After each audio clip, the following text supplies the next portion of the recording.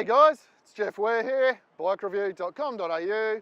I'm here on the sunny Gold Coast, even though it's winter, you wouldn't believe it, riding the 2020 Suzuki Katana.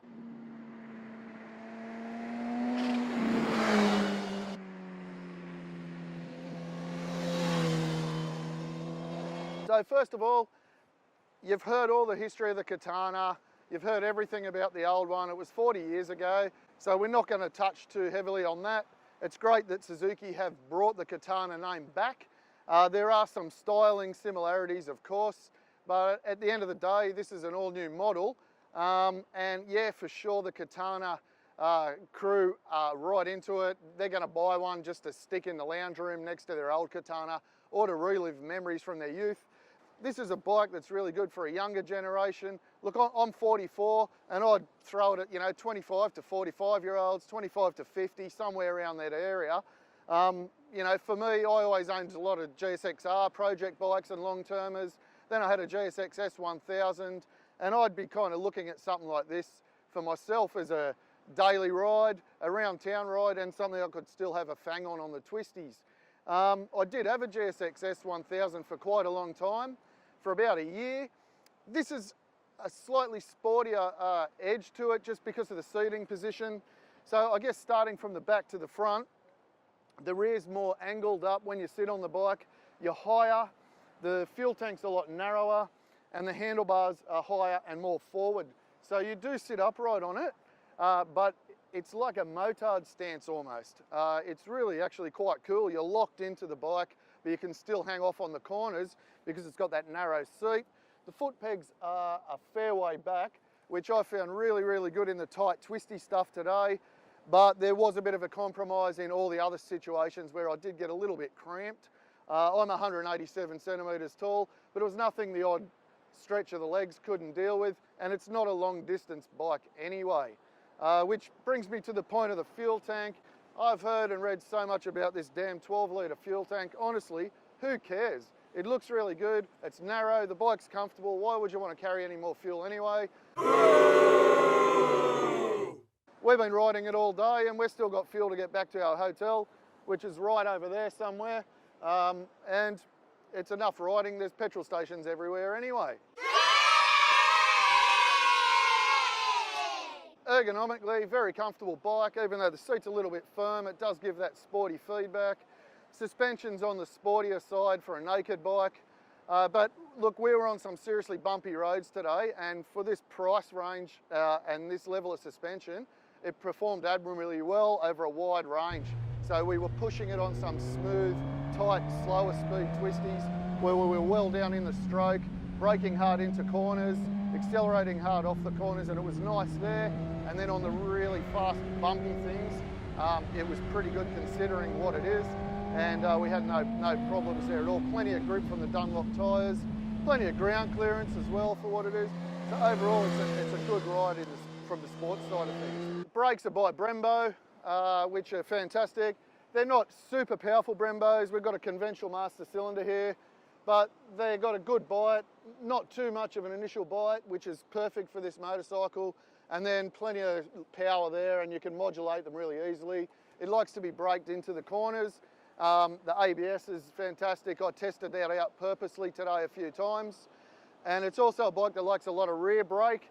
I was using a lot of rear brake today and it really responded to it, really bit down into the turns and loved that input from the rear brake.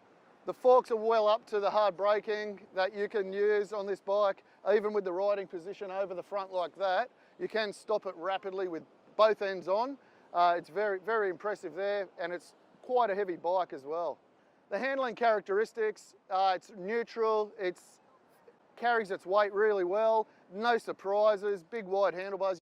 It likes to be either at full lean or upright. It doesn't like to hover in that half committed, halfway over area. It tends to want to stand up a bit there and bounce around a little bit.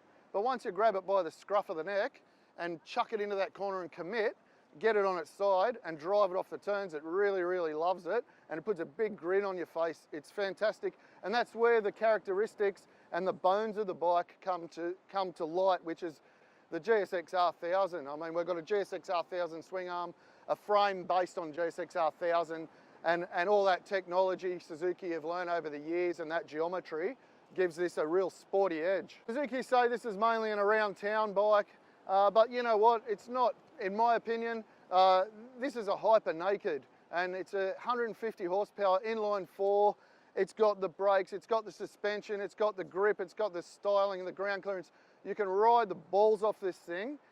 It's not a bike just to tootle around town on, in my opinion. You know, I'm an ex-racer, I'll be really happy with this thing in my local twisties anytime, and it's more comfortable for someone my age for sure.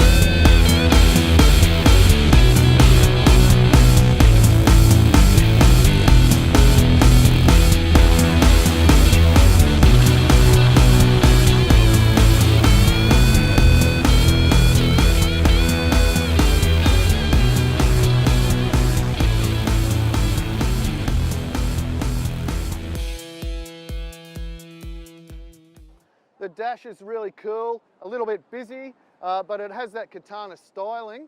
The tacho is shaped like the original Katana Speedo was. The only thing I could really see at a glance was speed and gear position. Unfortunately, everything else, once we got up to high speed, was all a bit of a blur for me. So it's a very funky looking cool dash, but just a little bit busy for me. Switch gear's easy to navigate. You've got your basic 3 modes. Here, so your traction control 1, 2, 3 and off.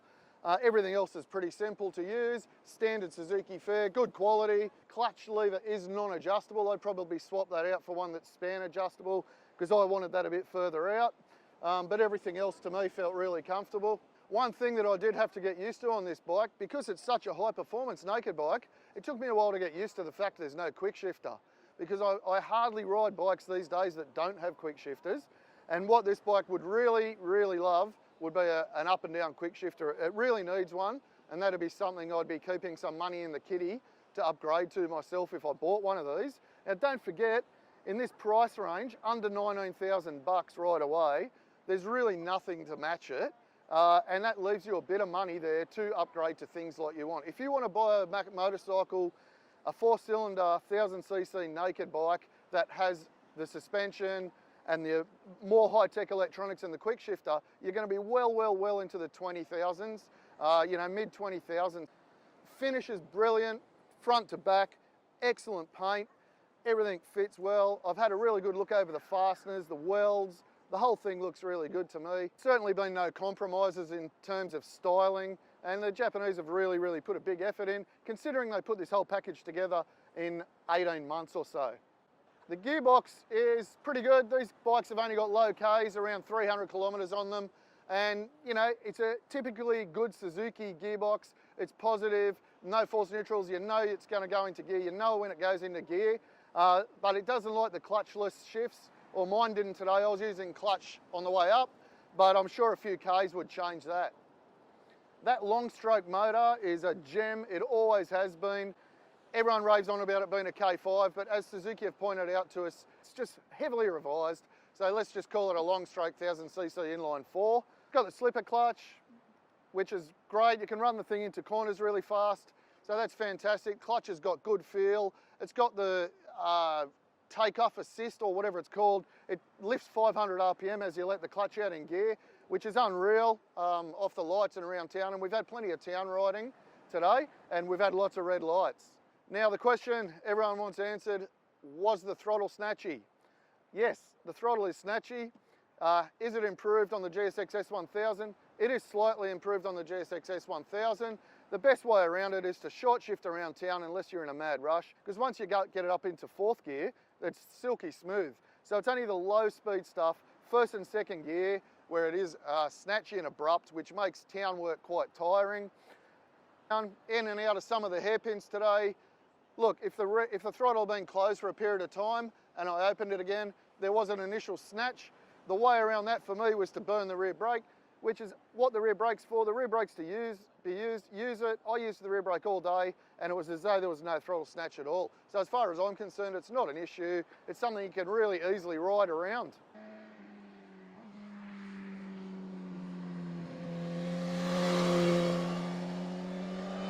Of course, if things do go wrong, you've got the traction control there to back you up, which, as I said, has 3 settings. I rated on 2 today. I tried out 3, I tried out 1, I settled on 2. You can also switch it off to do some wheelies and have a bit of fun. Anyway, that's about it. Check out bikereview.com.au for the full review. Thanks for watching this video. Don't forget to subscribe to this channel, give us a like, and hit that notification bell. Have a great day. See you later.